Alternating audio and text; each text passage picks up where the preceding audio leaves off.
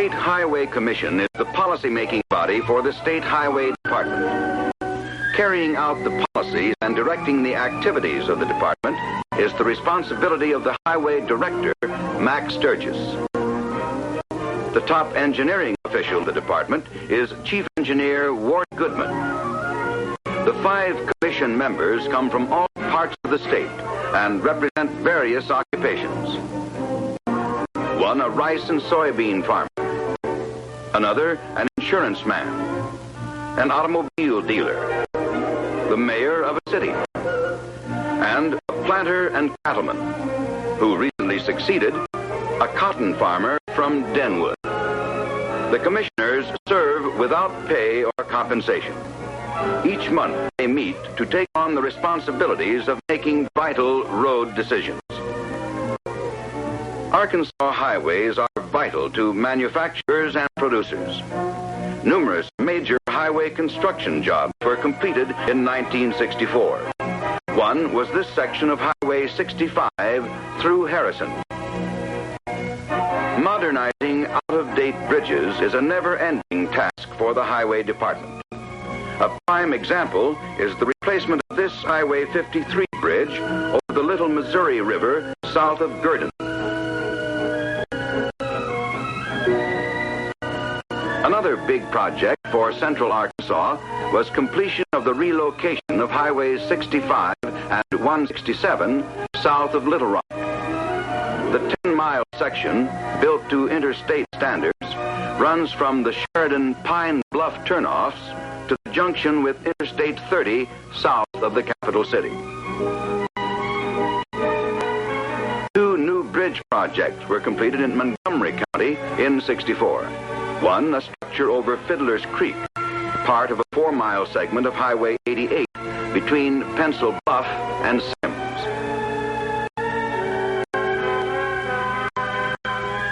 And the other on Highway 270, a new bridge crossing the Washita River, providing safer access to the recreational areas of Lake Washita. East from Bald Knob, Highway 64 links the more densely populated eastern counties with the hill and lake region of northern Arkansas. Further east, relocation of Highway 64 west of McCrory progresses. The new section will eliminate many dangerous curves, narrow bridges, and a railroad crossing.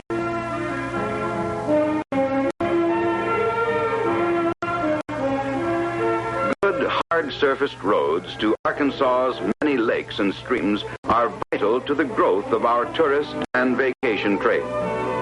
This is Sugarloaf Mountain in Greer's Ferry Lake, one of the state's newest lakes with the finest of outdoor facilities. An excellent example of the many camping areas is this one near Higdon Bridge on Highway 16. As you can see, the new camping equipment available provides all the comforts of home. Appetites are ravenous when mealtime is a picnic. Play it safe, though, and allow plenty of time after eating before taking to the water. Edgemont Bridge, also on Highway 16, crosses another arm of Greer's Ferry Lake. Gang's all here, and it's full throttle ahead. On to the north, in Baxter County, 7 1/10 mile section of Highway 201 was completed. Also serving the lakes area is part of Highways 62 and 101, and the fleet of 3 Norfolk Lake ferries. Due west at Bull Shoals Dam, excellent road facilities make this a perfect spot for sightseers as Highway 178 crosses atop the dam. On Highway 12, crossing part of Beaver Fork Lake, this new bridge won first prize for median span design in the 1964 national competition. A bypass is one answer to easing a city's traffic congestion. This one on State Highway 4 at Camden will relieve traffic congestion in the downtown area. The project includes an overpass and Cloverleaf intersection. The new bypass will be bridged by several city streets. At Fordyce, US 79 passes west of town. Here again, the bypass will help by diverting through traffic from city streets. This bypass at the Queen was completed in 1964 and has multi-highway use.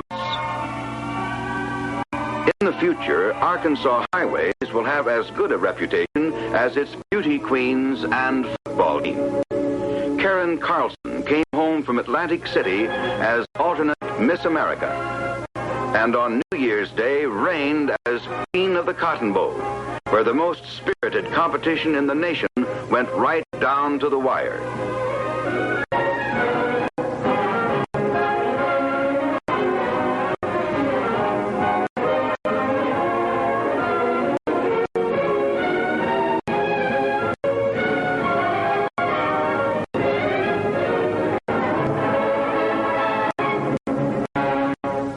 Touchdown, Arkansas. Big Red's #1, Alabama is not.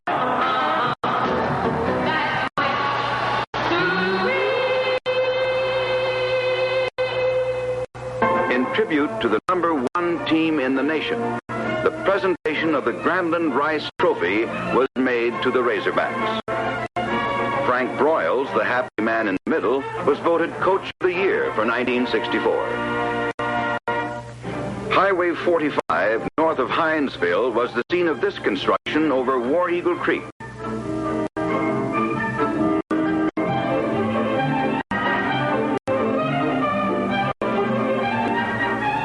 The new approaches and bridge will serve as a link connecting Highways 12 and 68. A new bridge replaces an outdated span at the junction of Highways 65 and 16 just north of Kenton. Men and equipment take a beating during reconstruction in this rugged terrain.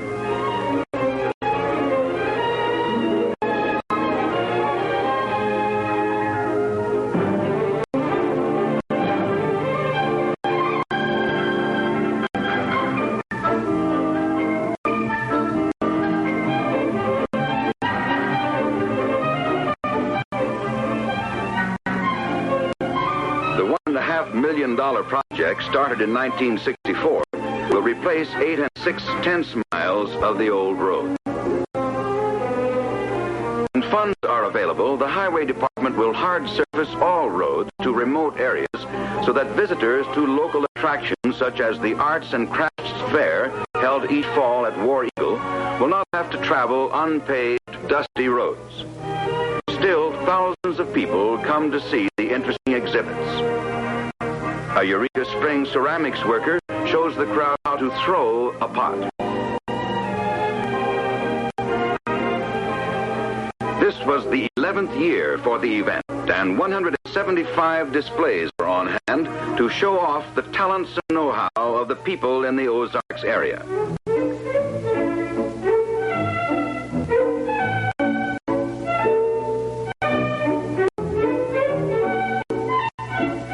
This artist delights in her work, and her model is delighted with the results.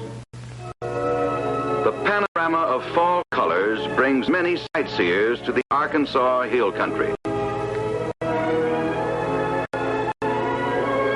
Another event which attracts thousands of visitors is the duck calling contest held in Stuttgart each year.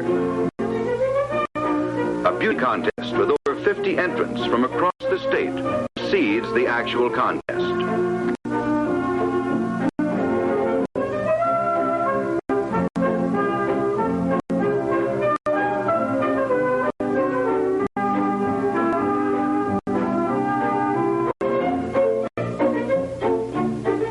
The judge's job was a tough one. Agreed? Finally, the decision is made. As MC, Publicity and Park Director Bob Evans presents the Miss Mallard for 1964 award to Linda Westerfield, a beautiful blue-eyed blonde from Hazen. Well, where were we? Oh, yes, back to the duck calling contest. Entries come from all over the country, and the winner is Mick Lacey, a salesman from Illinois. Mick, may we we have one last word before you go?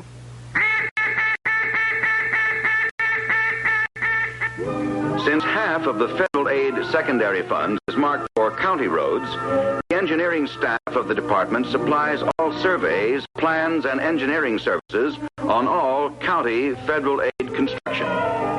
Here, engineer John Talent confers with Judge Morris Moore of Yell County on the replacement of a bridge. Walter Hicks, district engineer for the Camden area, was the first Highway Department employee to receive a 40-year service award. Chief Engineer Ward Goodman makes the presentation. Later in the year, C. Don Hayes completed his 40th year and was feted by fellow employees and administrative associates. The party was held in the central offices at Jacksonville, where Don is Chief of Equipment. Most maintenance work throughout the state is carried on from the 75 area maintenance headquarters, similar to this one at Hazen. Most local maintenance work is carried on by crews from these area offices. The Highway Department is vitally interested in highway safety. Obey these signs. Obey the speed laws. You will protect yourself and the men working on your highways. It may cost you a few seconds, but it may save a life. District maintenance crews applied seal coating to more than 1,100 miles of Arkansas roads, such as this section of Highway 21 north of Clarksville, at a cost of $1 million during 1964. The Arkansas Highway Department is responsible for maintenance and toll collection on the Mississippi River Bridge at Helena. Periodic inspection means a 110-foot trip straight up to check the top lights and assure proper lighting. On October 6, 1964, a commercial transport truck hit the end post of the bridge over White River on Highway 70 at Duval's Bluff, causing almost $20,000 damages and necessitating closure of the bridge. Heavy maintenance crews of the department worked around the clock for 3 weeks to put the bridge back in service and reopen the main route between Little Rock and Memphis. In July of 1963, the Highway Department became responsible for the operation of weights and standard stations and mobile units in the state.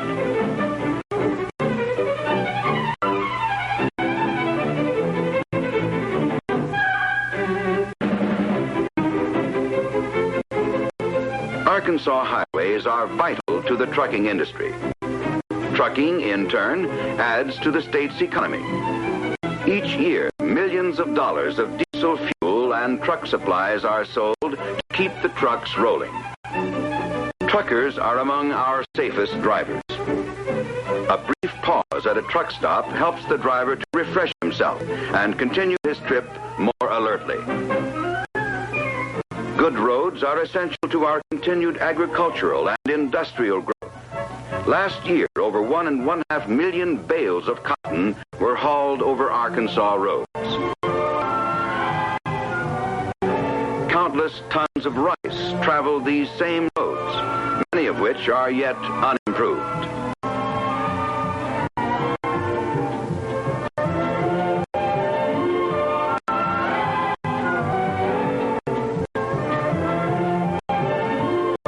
Soybean harvest goes to oil mills on Arkansas roads, and eventually to all parts of the world from these Arkansas river ports.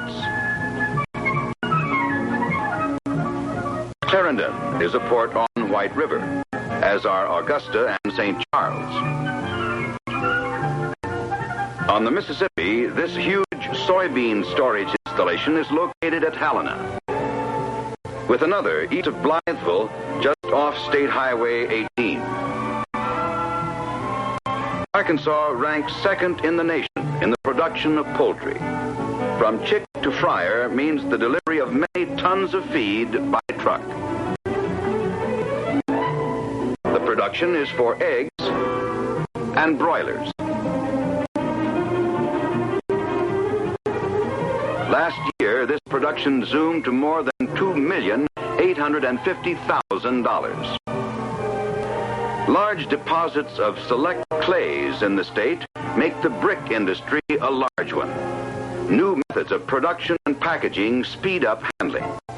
Good roads speed up delivery of the finished product.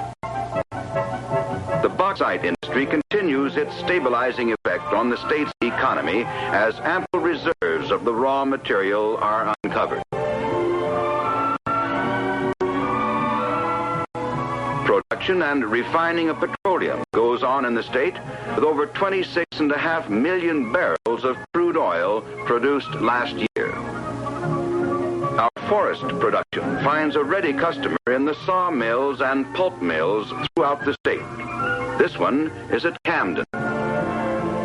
At Stark, a quarry supplies material for reconstruction of Highway 16.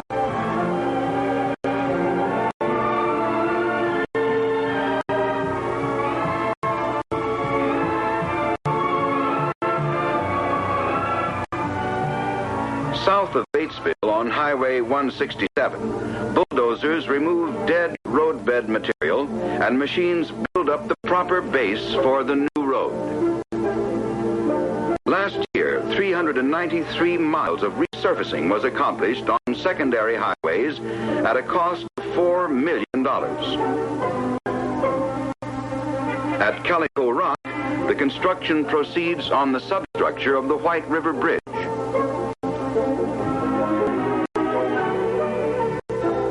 On Highway 167, south of Sheridan, 14 8/10 miles of reconstruction was finished in 1964 at a cost of $1,963,000, as well as this section of Highway 167 south of El Dorado, where the highway joins the El Dorado bypass.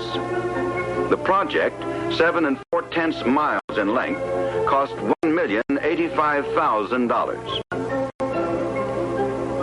A part of the American heritage is the steam locomotive. One of the state's major tourist attractions is the last steam-powered passenger train in the nation, which makes a scenic 23-mile run 3 days a week from Reeder to Waterloo.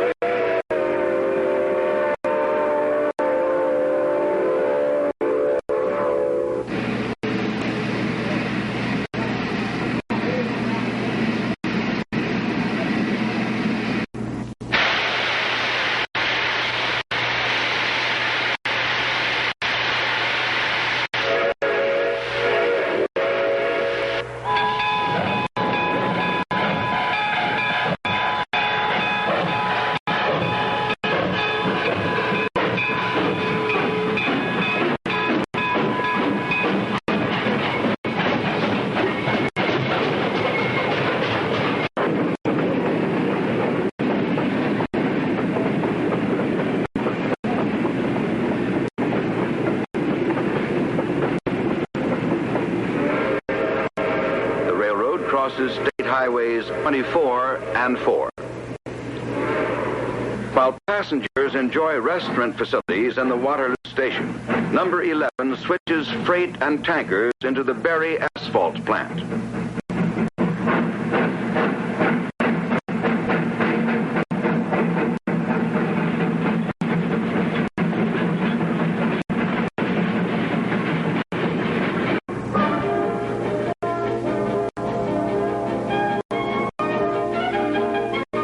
After the work done, it's time for the trip home. Number 11 builds up steam for the long pull up DeWoody Hill.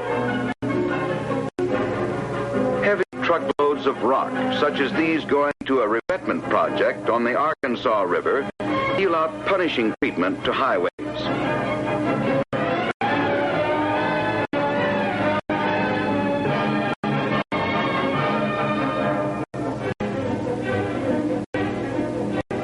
Here, rock is used to face a saddle dike for Lock and Dam number 3 near Raydell.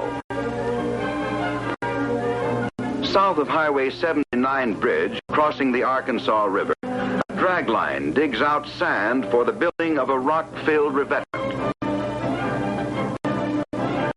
rock base will stabilize the bank of the new channel when the river cutoff is completed.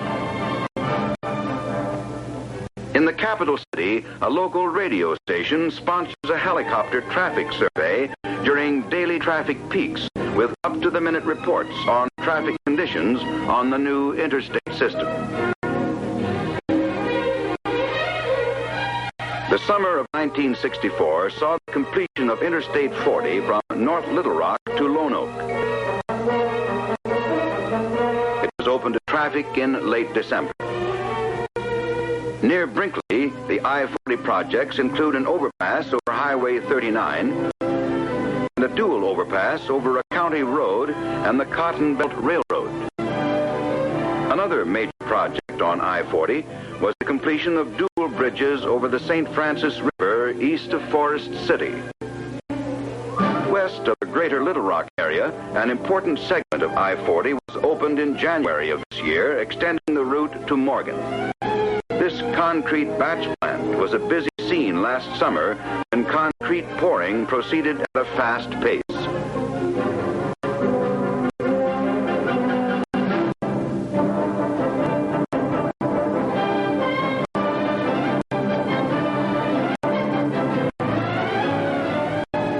This quarry provides the bulk. The trucks provide the muscle. And Lake Conway provides the location for the roadbed for I-40 to cross this popular fishing spot in central Arkansas. Dardanelle Dam opens a new recreational area for Arkansas, and the clear waters of its lake indicate how important the entire river development project will be to our state. Because of the higher water level, parts of the US 64 and Missouri Pacific roadbeds were relocated west of Russellville. At Big Piney Creek, midway between Russellville and Clarksville, the I-40 bridges were completed last year. The right-of-way becomes the source of roadbed material, with this quarry located within the surveyor's lines. This work goes on just east of Clarksville on a section of I-40. In the Fort Smith city limits, this spur is called Interstate 540. Upon completion, it will bypass Van Buren and give access to Fort Smith from I-40. North of Van Buren, the dual spans over Lee's Creek will complete I-40 to the Oklahoma state line. On Interstate 30, northeast of Texarkana, structure work was underway during 1964. Interstate 55 crosses over Highway 61 south of Blytheville and forms an eye-appealing interchange with Highway 18 just east of the city. On February 19th, Governor Faubus clipped the ribbon. The progress and development of our state is evident, but there still remains a tremendous task in rebuilding and bringing up to good standards many of our bridges and rural and secondary roads. Continuing improvement of our primary and urban roads is also essential. The following graphic breakdown shows the gross highway user taxes in state funds for the year ending December 31st, 1964. Motor fuel tax brought in $49 million. License and registration fees, $17 million. All other sources, $3,400,000. The statutory deductions from the gross revenues were as follows. Revenue Department Building Fund, $500,000. Gasoline refund, $1 million. State Police, $1,700,000. Constitutional and fiscal agencies, $2.5 million. Debt service, $7,200,000. Municipal streets, $5,600,000. County roads, $8,400,000. These deductions required by law totaled $26,900,000, leaving only $42,500,000 in state funds for administration, maintenance, and construction of state highways. let us not forget our growing tourist industry and the needs of our growing industrial development areas. All of this grand state of ours will benefit from an increased prosperity. Surely, Arkansas grows